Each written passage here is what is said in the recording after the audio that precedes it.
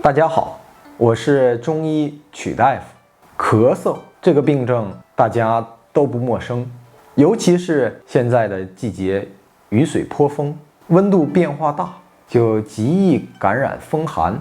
身体为了自卫，杀死病菌，就会提高体温，使肺、嗓子等处上火，尤其是嗓子会一直咳嗽，让人十分难受，好像要把肺都咳出来一样，还会连着头痛。所以今天就给大家介绍一下外感咳嗽，欢迎大家转发、收藏、加关注。景岳全书咳嗽篇指出，咳嗽之要只为二症。何为二症？一曰外感，一曰内伤而尽之矣。也就是说，咳嗽的病因有外感、内伤两大类。外感咳嗽是六淫之邪，包括风、寒、暑、湿、燥、火，从口鼻或皮毛而入，侵袭肺脏，肺湿宣降，肺气上逆作咳。具体来说，因于风寒者，肺气失宣，津液凝滞；因于风热者，肺气不清，热蒸液聚为痰；因于风燥者，燥邪浊津生痰，肺气失于润浆，则发为咳嗽。下面呢，给大家分享病例。今年1月份的时候，我接诊过这样一个患者，患者姓李，是一位30多岁的男性。北方的12月末，正是严冬时节。他走进诊室之后对我说：“大夫，前段时间早上送孩子上幼儿园出门的时候，身上穿的是一件薄棉袄，刚一出门就感到特别的冷，寒风打在身上瑟瑟发抖。送完孩子又去了趟单位办了点事儿，碰上同事还调侃道，说他火力壮。后来回到家换了一件厚衣服，然后又出门办事儿去了。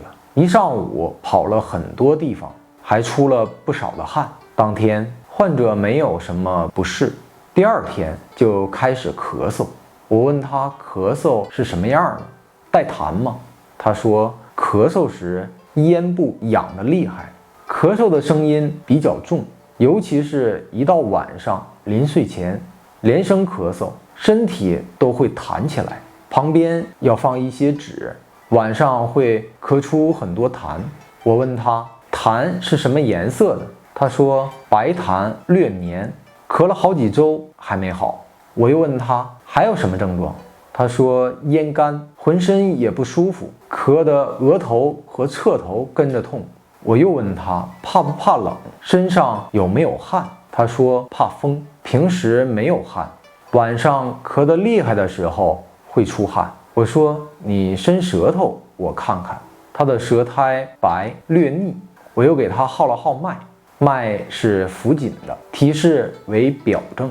我与患者说，你这个是比较典型的外感咳嗽，辨证主要为风寒燥咳嗽。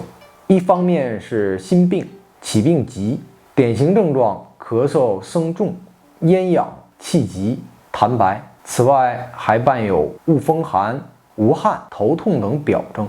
由于深冬燥邪伤肺，患者还有咽干口渴，咳痰略黏，舌苔白略腻，脉浮紧，此为外感表实症。